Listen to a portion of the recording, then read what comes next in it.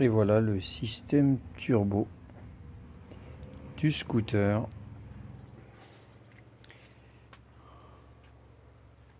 Alors au niveau du fonctionnement, arrivée d'échappement avec la pipe hyper courte, elle est carter en inox. C'est du carter qu'on trouve autour des turbos de voitures. Ça marche hyper bien. Il y a deux couches d'inox, un qui est piqueté et au milieu il y a un tout petit peu d'amiante. Alors l'isolation est parfaite. Pareil, j'ai découpé ici pour faire tout le tour de la turbine d'échappement. Voilà, ici on a les deux ressorts de support moteur et les deux ressorts qui tiennent le pot d'échappement.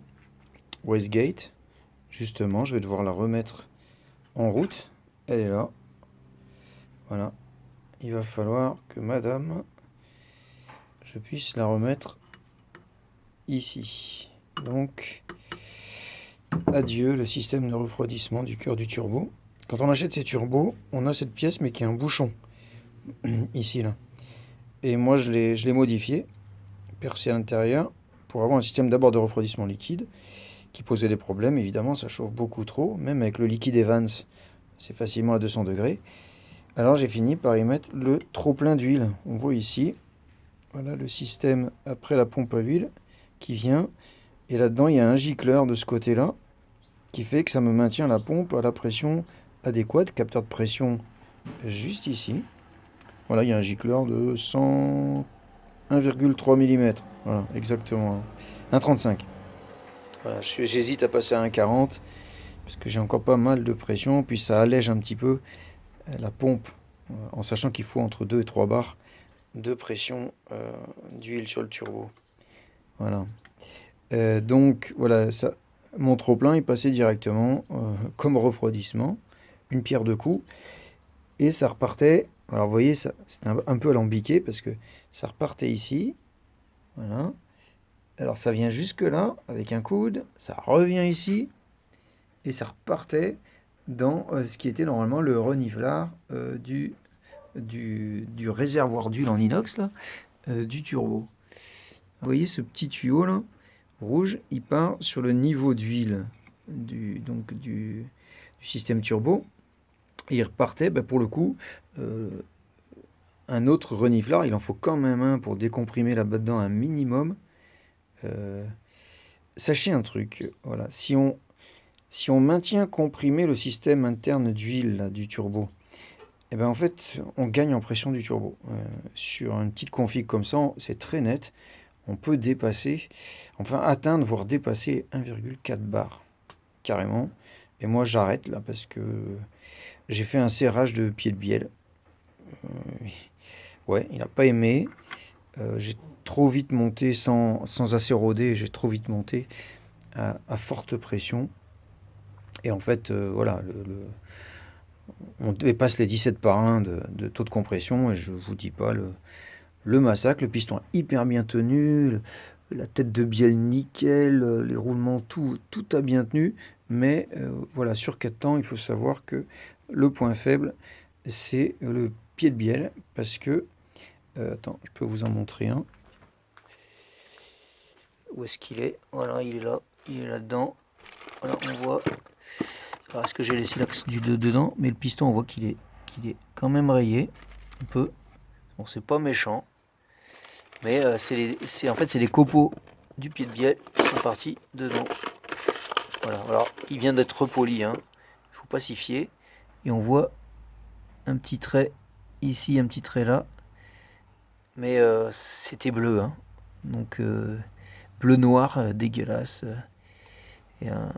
Bon, j'ai pas beaucoup roulé, hein. C'est pour ça que c'est pas détruit. Mais celui-là, je peux plus le réutiliser, quoi. Voilà. Bon, pour continuer avec le turbo, on a ici le système de pression d'essence. Pression d'essence de voiture, on change le ressort. Il faut trouver le bon ressort, quoi. C'est ça le défaut. Et puis, un autre ici qui va que jusqu'à 1 bar, en fait.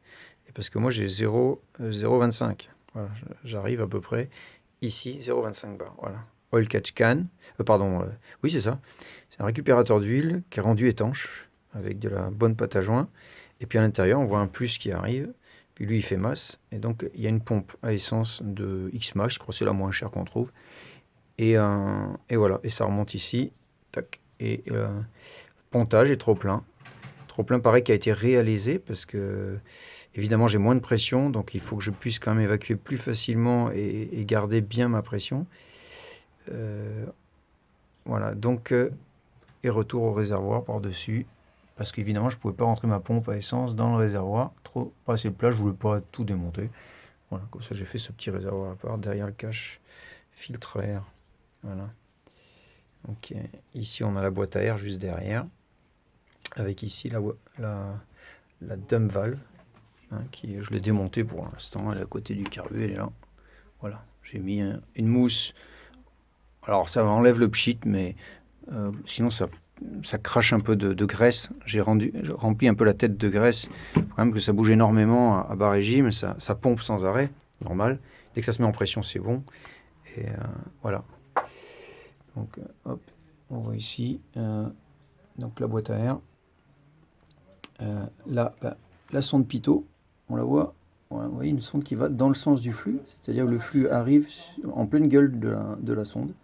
Et ça va pressuriser la cuve du carbu, qui doit être parfaitement étanche, pareil.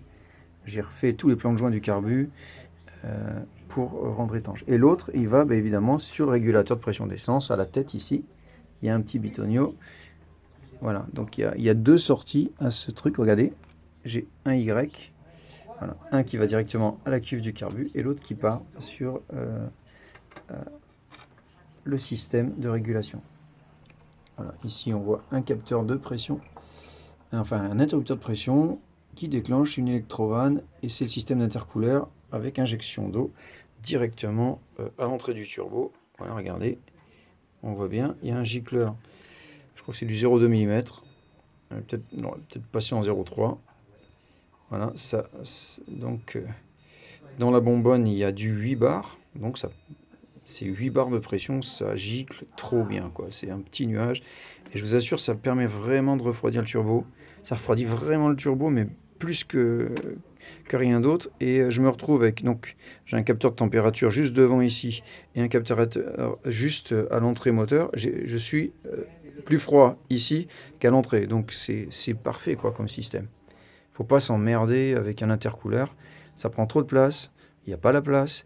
Et puis en fait, une petite injection d'eau déminéralisée, évidemment, c'est nickel, quoi.